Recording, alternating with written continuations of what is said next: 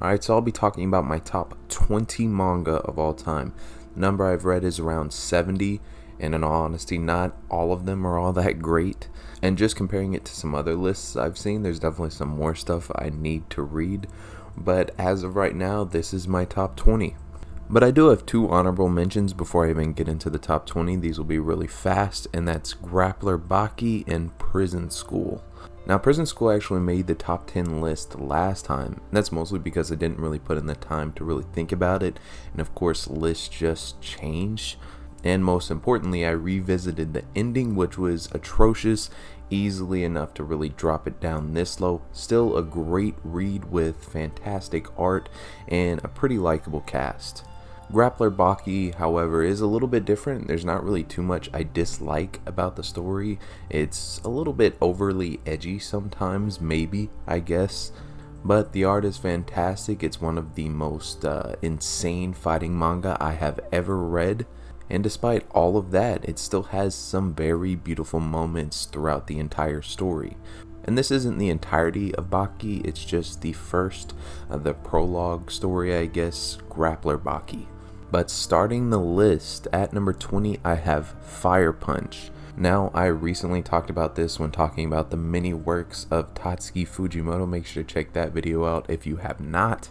But basically what I ended up saying is it started off pretty slow, not in terms of just like the actual pacing of the story, but it just took a minute for Fujimoto to kind of catch his footing in terms of just writing the story. I feel like towards the later portions of Fire Punch, it just got really good, and especially the ending I think fit the type of series that it was perfectly, and I ended up liking it a lot more than I thought I would. At number 19, I have the manga Sanctuary. Now, I actually ended up collecting this one for an insane number, more money than I've ever spent on any manga ever, and I sold it to a guy in Australia for more money than I've ever sold anything for. And so there's a bit of a unique experience with that, but at the same time, this manga is just really cool, but it does kind of drop the ball in terms of antagonists and whatnot.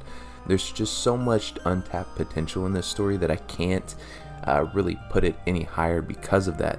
Protagonist is still really cool, and the artwork has a lot of style to it. I really do love this story, but it could have been so much better. At number 18 is Jujutsu Kaisen, and this is going to be the only ongoing Shonen Jump title.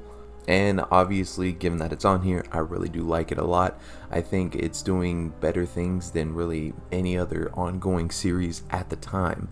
The power system is awesome and really not even that complicated. A lot of people kind of overblow it to make the series more confusing than it really actually is. I also like the art. It's very stylistic, even though a lot of people criticize it a lot.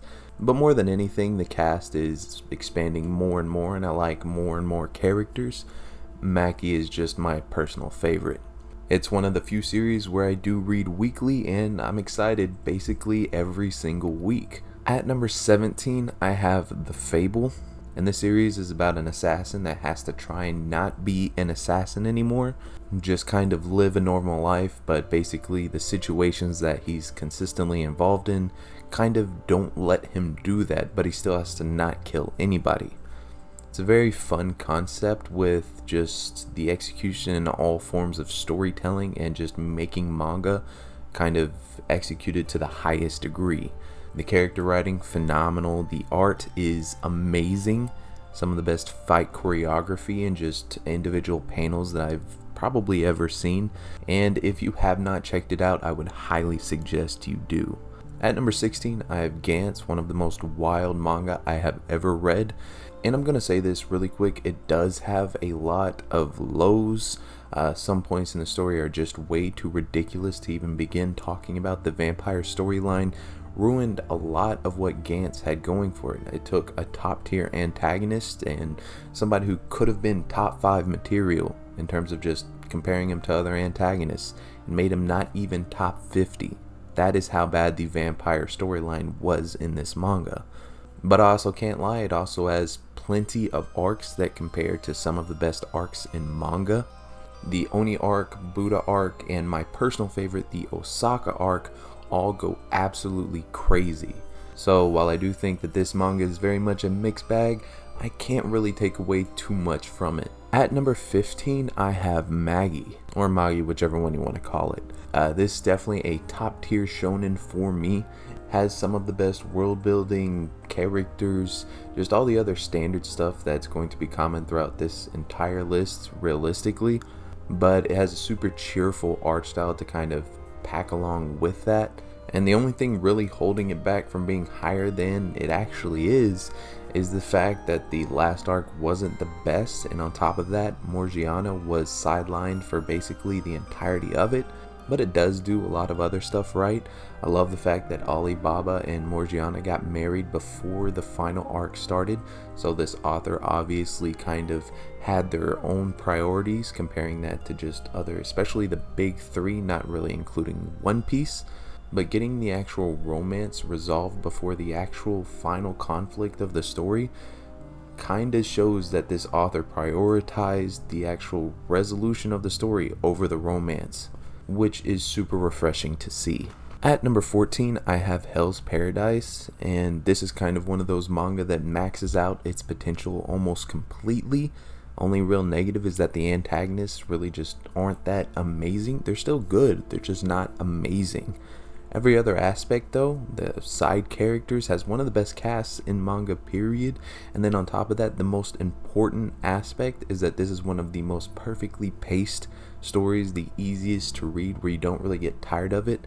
Then it has kind of a perfect length, think Full Metal Alchemist Brotherhood, where it's just, it ends where it should and it doesn't really drag anything out or anything like that. At number 13, I have Chainsaw Man. Think everything I just said about Hell's Paradise, but kind of expand on it a little bit more. It's a little bit shorter, but still I think part 1 was the exact length it should be. I think Denji is a little bit better of a protagonist than Gabimaru, and Makima is easily better than any of the antagonists within Hell's Paradise. So it's more or less the same positive things I said about Hell's Paradise, but just a little bit more. Plus, Fujimoto's paneling is absolutely unmatched, at least from most of the authors that I've seen. It's just the way that he structures individual issues is so satisfying, and it goes by so fast. He tells the story through mostly his artwork and isn't really needing a ton of exposition. Before we move on, I just haven't started part 2 yet, so this of course could change, but I'm letting some chapters build up just because Chainsaw Man is a manga you kind of blow through incredibly fast, and I'm expecting more of the same with part 2. At number 12 is Haikyuu, one of the best sports manga ever made, and I think in terms of the technical aspect of writing a sports manga, it is actually the best.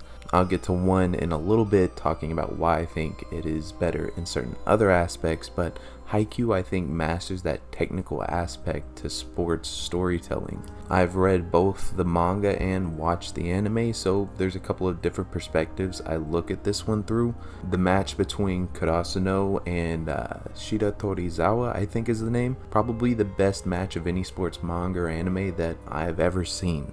And I think it speaks a lot that you can make an entire season of a match and it not really feel dragged out at all.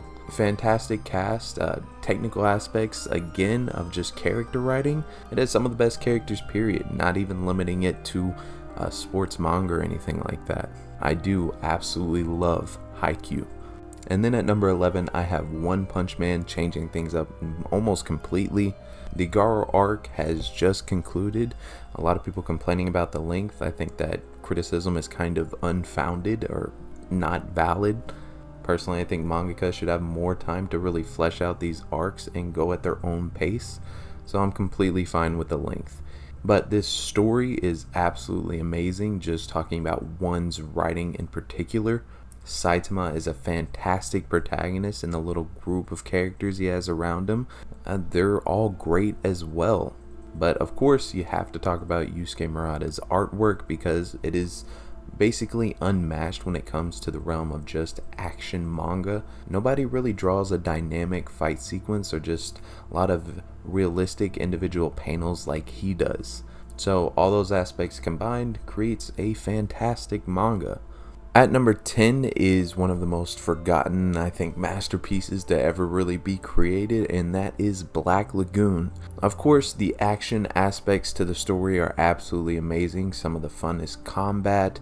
Revi is just a fun character in general, even though she is very demented, psychotic probably.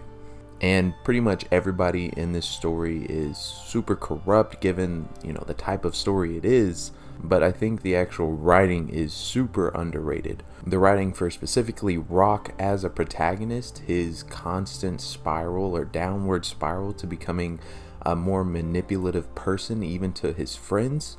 Of course, coming from just being a Japanese businessman, that arc is absolutely phenomenal, easily putting Rock in my top 10 protagonists of all time.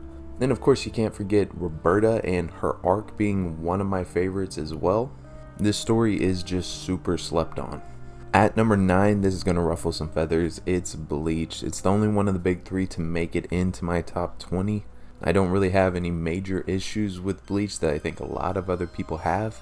And when it comes to the very common criticisms, I think a lot of them aren't really that valid, at least to me anyways. I think Bleach is one of the series that doesn't really change what it's focused on too much. I think Kubo has the same goal for his story at the beginning that he does at the end, and it's that consistency that really keeps me invested.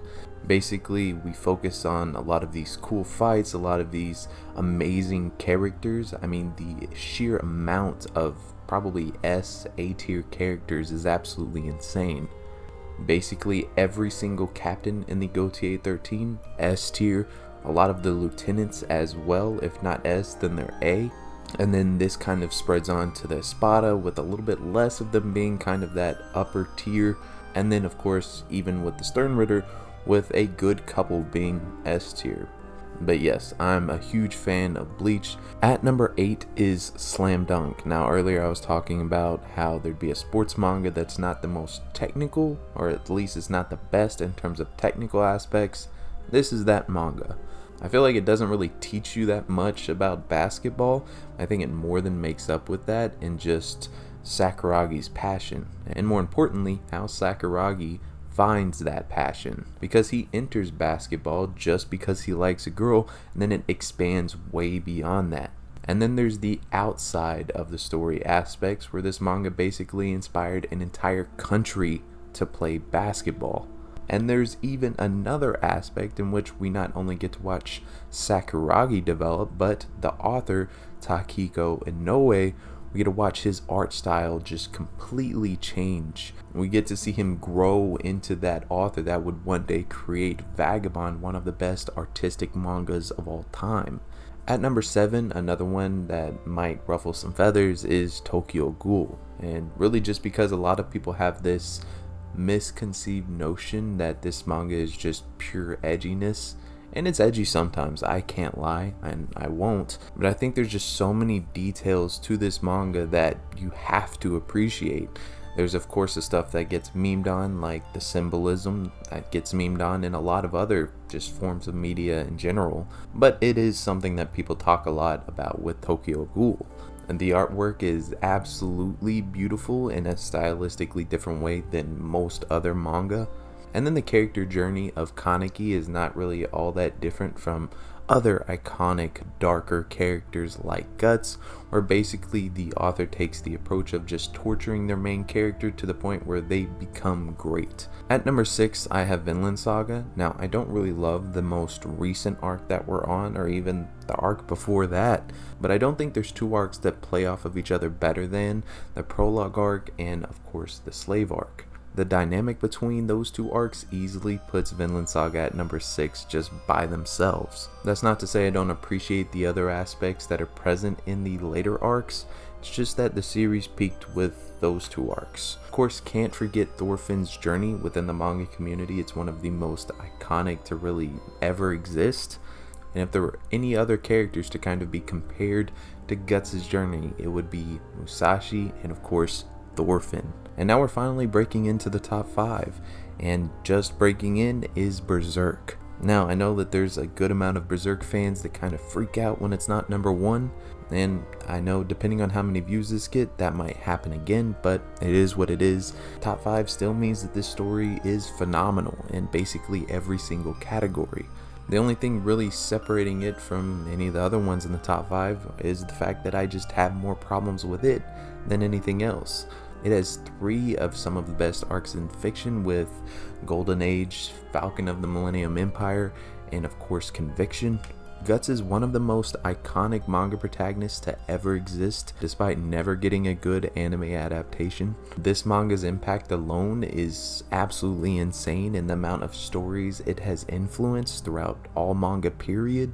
At number 4 is the manga Real. Now I think character writing, this might be the best I have ever read, period. At least when it comes to like a smaller cast where we're just kind of focusing on the main 3 protagonists of the story. But each one of these characters has their own individual journey that sometimes cross over, and it is absolutely beautiful. I can't really put into words how great this manga actually is. At number 3 is Blade of the Immortal. I'm not going to keep hitting these same footnotes. Just like every other series, art, character writing, all that, it's all fantastic. Basically every single series in my top 10. So I'm just going to talk about what makes this manga special. And it's the fact that there's so many moving parts to Blade of the Immortal towards the end of the series, and the author balances all these converging and moving plot lines in probably the best way that he possibly could have. This is probably one of the most difficult aspects of writing in general, and the fact that despite that he managed to craft one of the best endings, if not the best ending I have ever read, is absolutely insane. At number 2 I have Kingdom, and what makes this one special and why it's here is the fact that nobody handles large-scale warfare like Kingdom does, and then there's the whole political aspect added onto that that just makes this story extremely special. And it still has, to a degree, the same point of success with Blade of the Immortal, where there's so many moving parts and the author manages to, make that coherent and easy to follow. Plus, the Coalition arc is one of the best arcs in manga as well. At number 1 is One Piece. I've loved this manga for as long as I can remember. Luffy is a protagonist, and Zoro is there as well. No, obviously my number 1 is Vagabond. The amount of passion I have for this series might even be considered unhealthy, but the journey we see with Musashi is kind of unparalleled to me, and at the same time we get to see a journey with the artist in a way, because there is an evolution artistically within this series. It's almost like stylistically in a way art changes through nearly every arc. But this manga does so many things right. It gets the warrior aspect of Musashi down, but it more importantly explores the philosophical aspect to Musashi as well. And that feels extra important to me because currently I'm reading the Book of the Five Rings, the book that the real life Musashi wrote. But if you want to know any of my other thoughts on Vagabond, I have plenty of videos for you to watch. Just peep the channel. But that's pretty much it. I wanted to limit to talking about these series for 30 seconds each.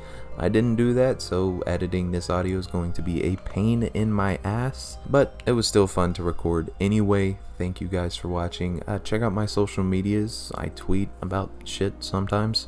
I also have a Mal and an Annie list. I'd much prefer the Annie list, so just check that one out. But with all that being said, I can finally sign out. Thank you guys for watching.